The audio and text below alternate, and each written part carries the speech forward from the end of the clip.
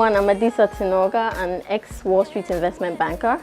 I worked with Credit Suisse in New York for 3 years in the retail group, and as amazing as the money was, my heart really wasn't in it. So randomly taking a shower one day, just doing my usual shower thinking, an idea just popped into my head and took a bold move and moved back to Ghana to start my own business. Welcome to Odasen.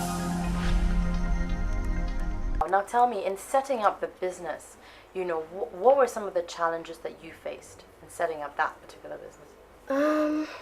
I actually started out in my house. I think a lot of people do. Yeah. And it's a good idea, to start at home.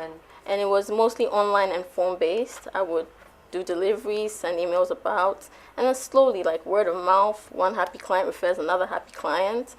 You'd be amazed. Like, my store is so tiny, you'd be amazed how many people come from all over the place to that little store, because happy clients bring more happy clients, and that's been my... So that's your sort of way that you get your clients there. Yeah, mostly. Satisfy one client and make sure the other person is also... Exactly. I haven't yet spent, I don't have a huge marketing budget or anything. I haven't spent on radio or television yet, but this word of mouth, I use Facebook a lot, and I've been slowly amassing a mailing list. Like, people voluntarily give me their email addresses now, and then occasionally I send around an email, hey, Odasem's having a sale, blah, blah, blah. And it's been highly effective. My name is Stephanie Adadebo, and I'm a jeweler. I do jewelry in silver and gold, and also interior decors in copper and brass. It's been challenging, it's been a little stressful, but I had confidence, I believed in what I was doing, I had faith, and so I just moved it, and in 4 months, I've got this, and I really love it. I've got time for myself. I can really plan everything the way I want to do it, and I think it's lovely. So anybody out there, if you've got something, if you believe in yourself, you have confidence, you have courage, you have faith, just be bold, and you would make it. My name is Kobe. And I'm Jacob. And together we represent Mr. Laundry Plus. Mr. Laundry Plus started about 2 months ago, and it hasn't really been easy starting this business. We've had loads of challenges, but finally we made it happen. Is there a market for this, Jacob? Oh yes. At the moment, we're targeting business women and businessmen, and they are the most, the busiest, I may say, and they've given us some great business. Yeah. So we're trying to capitalize on that, and also look into other business, other target markets as well, not just the business. I mean, we're open to the public, we're open to everyone, but those are our specific targets that we're looking at the moment. Being bold with a purpose means also not just doing a business for yourself and making money for yourself, but also affecting your community. So we've taken a look at a couple of being bold with a purpose entrepreneurs, and now let's take a look at what they had to say.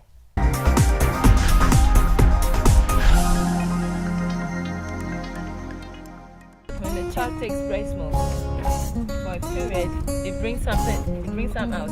We call it milk. I'm Patricia Mawuli, the first female to gain a Ghana national license and the first black person ever to have attended the Rotas course, which is these engines we use at the moment. Not only do I fly planes, but I build planes as well. And for instance, if you take one of these planes and you want to build them, 6 people, it would take us 6 months to build one. And if you take the all-metal planes, it will take you about a year to finish one of them. It is very fun if I say it. People will ask you, what do you do? Somebody will say, I'm a teacher, I'm a nurse. But I will say, I'm a pilot and an aircraft engineer. How fun is that? So all you youngsters who are waiting there for someone to encourage you about career in life, building a plane and flying, it is the most fascinating thing you could ever imagine doing.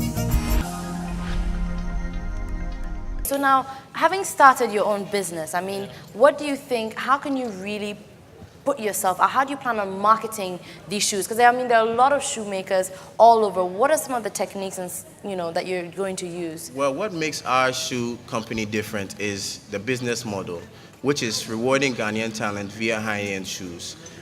We don't just want to take these people from these desolate conditions and take advantage of them and come on, be bold and be selling expensive shoes. We want to actually empower these people. So most of the money goes back into their socio-economic development. It goes into paying their rent, into their children's school fees, into building them up. Because there's a saying that, say, if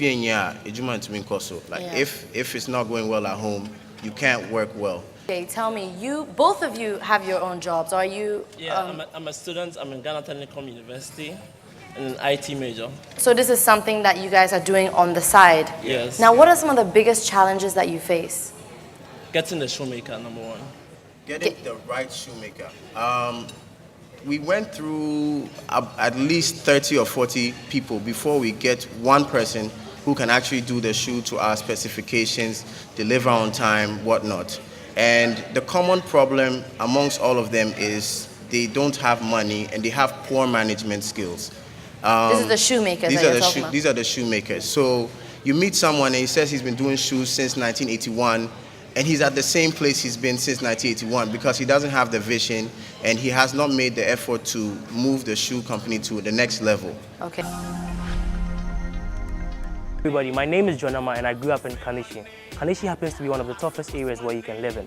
Some of my mates are now smoking, others are drinking, others are in jail, but I managed to make it out of this place. You can do the same. Today I'm the host of Africa Talks radio show on Vibe 91.9 FM. I've been an assistant human resource and marketing manager of Wangara Hotel. I worked as a library assistant at Ghana International School. I'm now the founder of Community Development Fund, amongst others. I believe that I have a story, you have a story, we can all share in that story and move our nation forward. Hi, John Yama is my cousin, and I'm really proud of him for what he has done for the community. I just want to thank him for bringing the youth together to work on the development fund. Actually, when he started the whole thing, we were all telling him to just find somewhere else and sit, or you just say it's not gonna work, so you should just turn to another stuff. But with his determination and passion for the fund, he knows he can really work with it. He told us to go on. Even if with one person, he's going to help the whole Kanishi community to grow and develop in so many ways.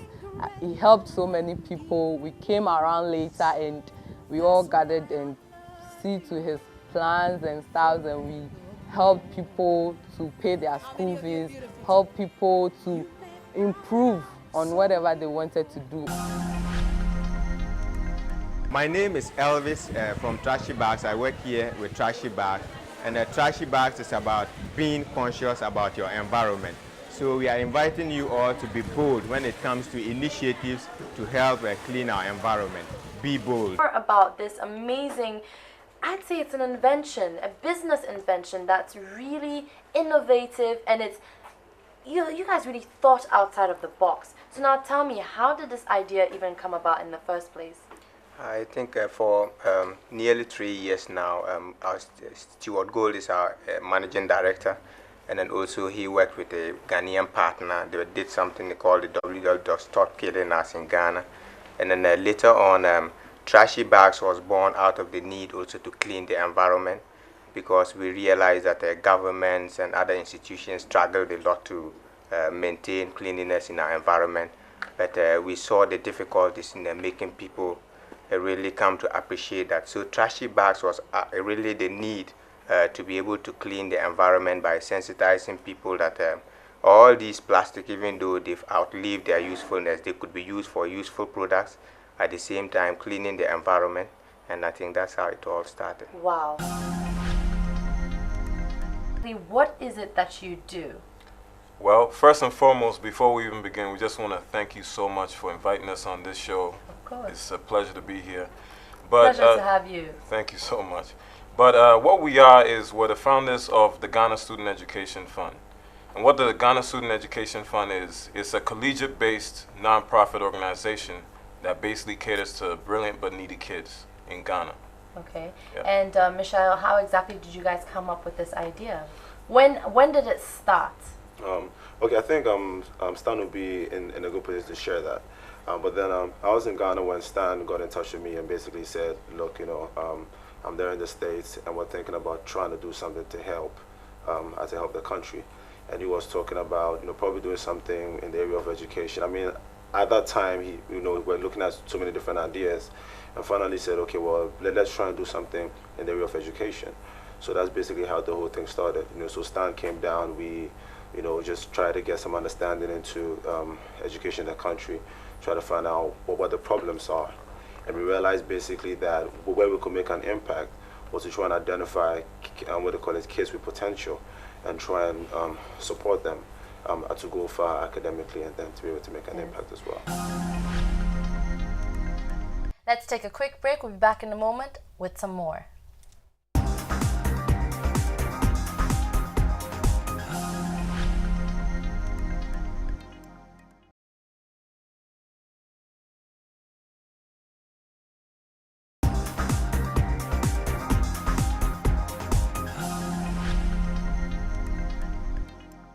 Welcome back from the break, and now on to the BB Entertainment with all the artists that have been coming through here, what they've been experiencing, what kind of business decisions they've been making, and some of the performances again recapped.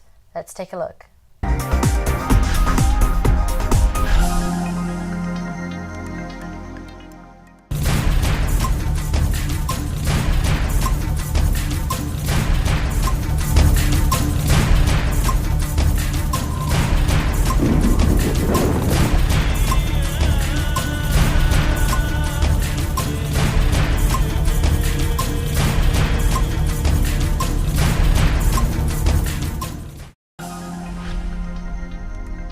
Hi everybody, I'm Ajipoma Mensah.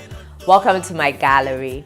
What makes my brand exceptionally different from other design houses? You can walk into my gallery and select various designs in various sizes. I have a workshop of 8 employees and 1 intern. I'm really passionate about what I do. So when I come to work every day, I look forward to working with my employees who support my dream. I'm so glad that I moved back home to Ghana.